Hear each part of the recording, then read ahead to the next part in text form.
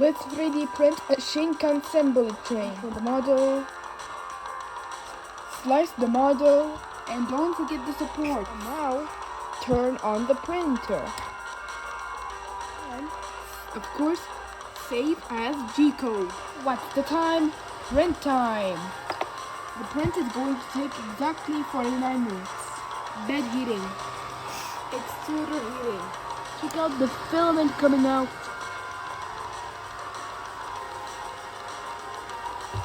And there we go. It's starting to print.